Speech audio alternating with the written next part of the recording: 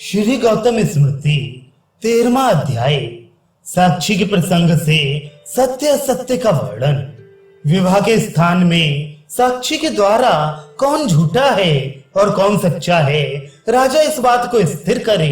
दोनों पक्ष में निज कर्म आनंदित हो। राजा का विश्वासी, पक्षपाती और द्वेष शून्य शूद्र जाति भी साक्षी हो सकता है, परंतु साक्षी की संख्या अनेक होनी आवश्यक है। अब्राह्मणों के वचन की अपेक्षा ब्राह्मणों के वचन का आदर करें।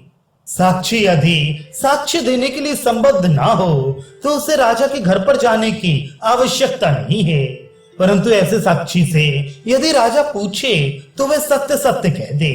कारण कि सत्य कहने से स्वर्ग और मिथ्या कहने से नरक की प्राप्ति होती है।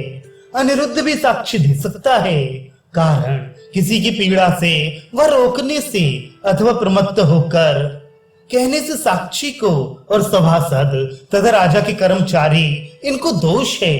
और कोई कोई ऐसा भी कहते हैं कि धर्म के अधीन दुख में सच्चे कर्म से भी शपथ द्वारा निर्णय होता है, और उससे वह सौगंध देवता, राजा या ब्राह्मण इनकी सभा में नहीं जाए। जो ब्राह्मण से छोटे छोटे पशुओं के विषय में यदि झूठ कहे तो वह 10 पशुओं को मारता है।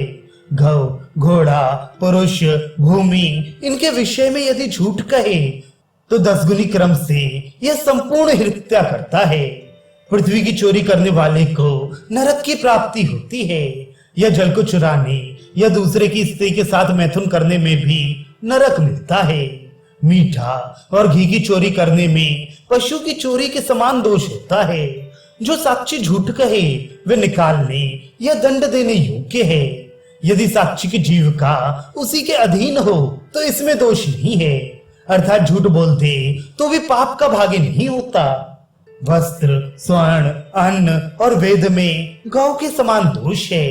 सवारी की चोरी में घोड़े के समान दोष है।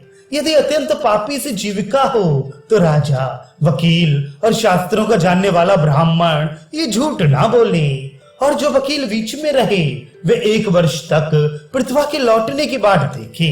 गौ, बैल, स्त्री के संतान होना और मैथुन इनमें शीघ्र न्याय करे, और आवश्यक कार्यों में वकील का सत्य वचन प्रमाणिक है।